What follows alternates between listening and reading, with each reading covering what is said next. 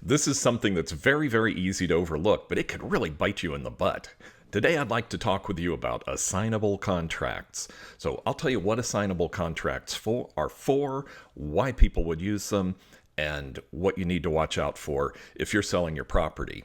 An assignable contract is usually used by an investor who will get a property under contract, usually at a discount, and then find somebody to sell that contract to. So they'll get you under contract, sell it to somebody else, and then they are the ones that are going to close on the property. And they usually earn money in the process.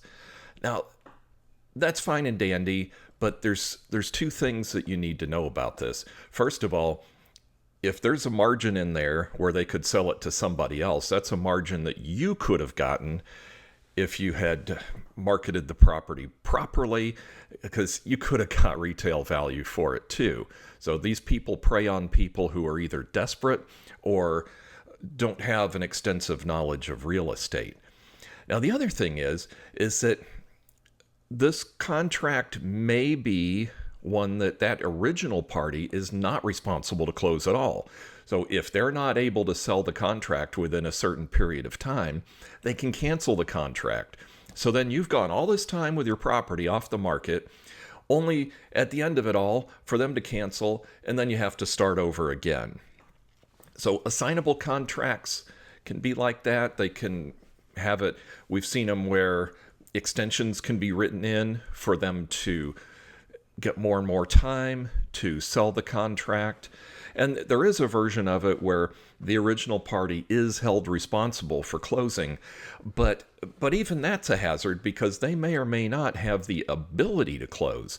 And if they're not able to close, well, sure, they're putting their deposit at risk, but there's usually a very small deposit involved.